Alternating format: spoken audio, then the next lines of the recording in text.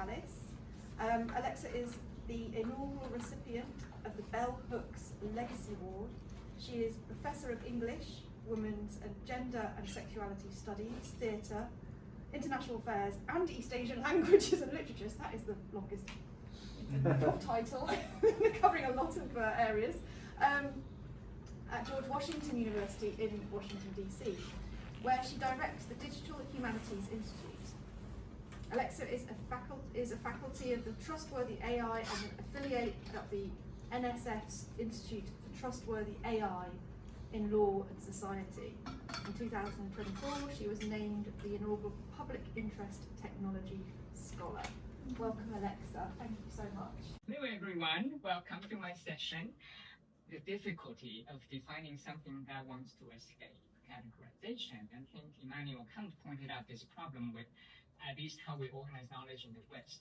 We start with categorization. So our knowledge is based on categories, its advantages and disadvantages. You first have to categorize and think. So if you think this way versus actually I myself don't have an answer, some other ways of thinking organizing knowledge. And transness is something that is diametrically opposed to this. Singularity is a unique feature of Western thought, and it refers to a number of things. Typically, first of all, it's got some kind of exceptional quality, unique quality of something or someone. And this has to do with how we define individual and think about individuals. Each person, of course, is different. But you can also think about an individual as being in community in relation to other beings, other things, and so on, right? If you adopt more of that Eastern Buddhist thinking. Singularity can also refer to authorship. Authorship, someone is an author of a work, and is an author of your own personhood, of your own being. So provenance, the question of kind of provenance from art history. In my field, one of my fields, Shakespeare studies, it's a big deal. Did Shakespeare actually write Shakespeare? And if he didn't attend Oxford or Cambridge, how can he come to write such a thing? And so a lot of doubt. That's very familiar to a debate of new authorship in our era of AI. Who exactly wrote this kind of hybrid collaborative work? We're not so sure we want pure words of pure human origin. It's superior. Is it? It depends on which human being we talk about. Unique quality of an art of work, in literary theory.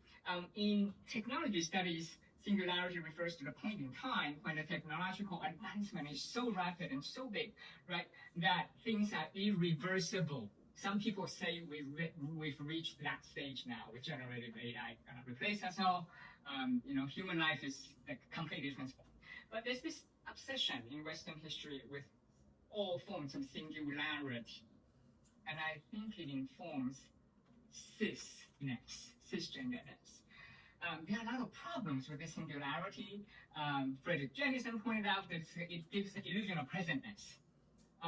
So that our contemporary moment feels detached, it feels forever present. There's no past, there's no future. And of course, if you obsess so much with singularity, you might end up overlooking iterability, which is a concept proposed by Jacques Derrida.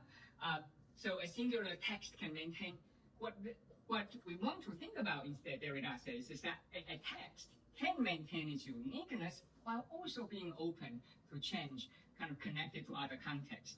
So that's his proposed way of fighting that. My solution is transness. To introduce transness to fight and break up singularity and the obsession with it. That informs this cisgender system, so CIS. We can begin to recognize the state of being in a transitional space or transitional time, and to recognize composite truths. Not to say it's good or bad. I'm just saying that in our era, unfortunately, I fear that most truths we have are composite truths. This also goes into the idea of selves. No longer self-sufficient, self-contained, like independent, not just me, right? Instead, we should recognize all the selves are actually like Lego pieces. This is the queer theory of assemblage. in the sense of, coming together of these elements, form a coherent whole, that is me. But you can't exactly take them apart and then put back like Lego, because there's a bit of serendipitous kind of process in there, so composite. And so I'm going to try to attempt to offer some working definitions of transness, starting with the notion that is within the domain of gender studies, but actually going far, far beyond it. And I'm going to then go into drama and dramaturgy, which is one of my fields, and apply it to critical AI studies. So say that generative AI has a deep sense of transness that people are overlooking. So transness is a mode of thinking. And I want to say this mode of thinking is available to everyone, is present everywhere. And so on one hand, for movement purpose, solidarity, people do tend to say, cis people, cis community, queer and trans communities, I continue to recognize the usefulness of that, but I want to say also cis practices are volatile, and there's this innate transness we should look at. So if you use trans as mode of thinking, you're going to discover transness in so-called cisgender literature. And so in other words, following Jack Halberstam's call, to go where trans takes us. We don't look for trans people, but we're looking for politics of transitivity. So once you apply this to dramatic analysis, you begin to see the process where an actor walks into the changing room and walks onto the stage to become a character from a different time period. You might say they just transed the stage. They also transed history, right? The contemporary individual, private citizen, walks through the changing room, walks onto the stage, and now it's Hamlet from medieval Denmark. And so, in that sense, all drama is trans.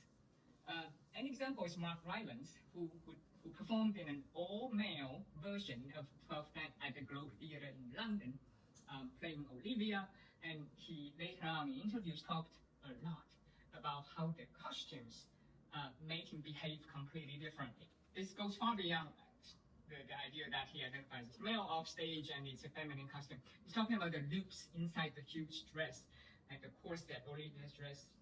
The corset means that he can only stand upright. And the hoop, he wants Olivia to move like a giant ship. And that means small steps. Otherwise, it'll just wave back and forth, and it's an effect that is mocked. So in this sense, gender, there's this technical aspect to gender, right? Gender is kind of a set of social affordances. We like to say it's social relations and so on, but actually technical affordances become really important because the costumes and even apply to daily life, how we dress and decide to present ourselves the particular day, it's very much affected by the material aspect of it. So this is to say, when people hear the word artifice, they don't like it because some fake artifice, such as makeup femininity, is often tied to that and very often attacked for that reason. So with our knowledge of dramaturgy, I think we can break it down and we won't no longer have that problem. So texts can create transitional and transitory spaces. So first of all, if you think about text, basically a bunch of words. It has, first of all, a preservative function, like an archive, just preserving, someone wrote it down, trying to communicate certain ideas. And then you read it, you're going to activate it. In terms of theater, you are going to activate the play script. So from archive to social action, right? From archive to this performative side, and eventually it would invite purposeful interaction with words, with all these words. So texts are just waiting to be transed and to be activated. Earlier I hinted on this word, so I'm going to show you the origin is from Marquis Bay, leading queer and trans scholars who wrote this book called Cistem Failure, C-I-S-T-E-M, so cisgender, system. It's actually a word that was used by computer science earlier in their study of post-war British bureaucratic system and how it kind of shortchanged queer and trans people. So he did came up with Cistem. Here, market space applying in a different context. Basically, he's saying that there's this binary structure that's often invisible to us. It's handed down to us to tell us how we're believed to be able to exist in the world, and that's all. And I went further in saying that it's actually informed by a narrow notion of purity. And this sense of purity informs many areas, from anti-immigration movements, for example, who is quoted real American, to many other areas. And the one version familiar to people in this room, of course, who is a quote real man or real woman, and so on. Or what is your real name? So this is actually perpetuated through structural conditioning, kind of making people become fish in the water and stop questioning it. So the system is actually hugely problematic. When you think about AI, the so-called current debate about AI is somewhat tainted by it as well, because people talk about authentic human expressions. They never talk about which human being. It's just if it's human, it's better, superior, it's more authentic, and we want more of that. I don't disagree, but I felt like it's a bit facile, as we'll see very soon. So then if I apply trends as method to try to solve all of these problems, we can adopt a transitory perspective and think about transient human experiences as well as social positions. I do not mean to dilute transness, but rather my goal is to point out the pervasive presence of transness in many domains, especially in cis practices. So when people occupy the position of what is traditionally defined as cis, they feel invincible. It's not me. I'll never be like that. My practice is pure and authentic, original, biological, they love to say. So the other people are robots. They are not biological, for example. So how do we break that down? By pointing out cis text, cis practices, cis identities, as well as queer and trans identities. They're all informed by various levels of transness. So AI's operation is transitory and even theatrical in the sense that, as a theater person, when I hear the word prompt, uses prompt engineering, what I think of is a prompt book. So this AI is an actor, give it a prompt book. What it's going to respond to, of course, is this prompt. It'll kind of elaborate upon it, build upon it. That's the sparkling. That's the sparkle. That's the starting point. That's where it starts. And it puts on impromptu performance for an audience of one. Usually the person doing the prompting. So it's taking situational input, similar to, say, Hamlet pouring his heart out in this to be or not to be soliloquy. Actually, what he's doing is taking situational inputs, limited perspectives.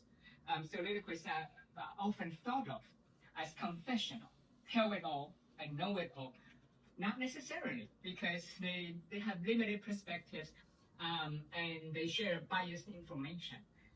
So I've been teaching my students to treat your interaction with AI like going to the theater. When you go to the theater, do you inherently trust every single character, whatever they say? And they no, you have your perspective as well, limited as it may be. But it's a rich interaction and it's simply more fun than kind of sitting back and just gobble up whatever it tells you. So this is the benefit of thinking transness through AI. So AI generate outputs.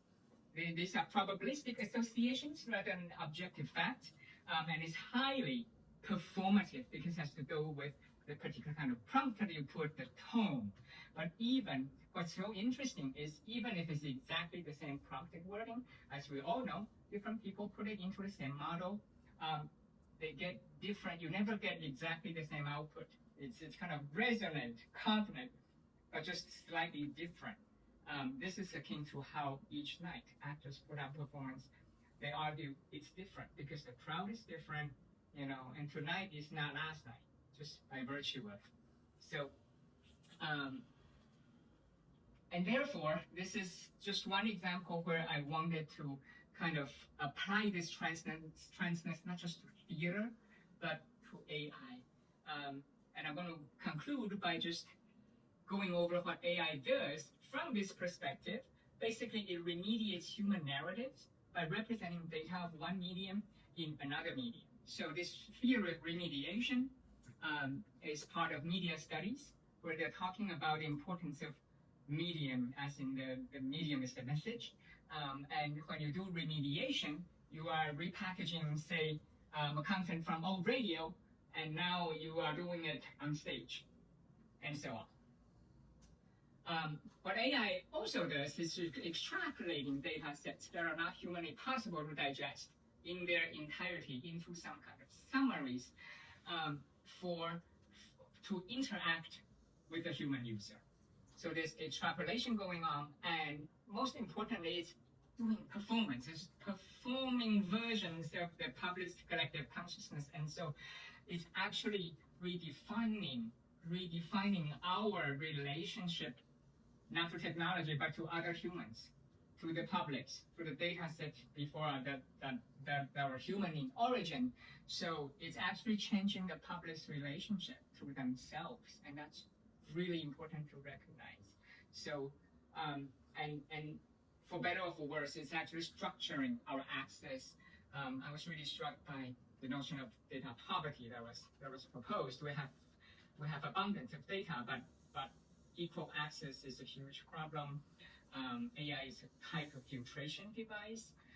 Google has ranking mechanism, so you can never access the whole thing, right? And it's a blessing and curse, because you cannot do without. You cannot do without ranking. You cannot do without indexing portals. It's a way of organizing that.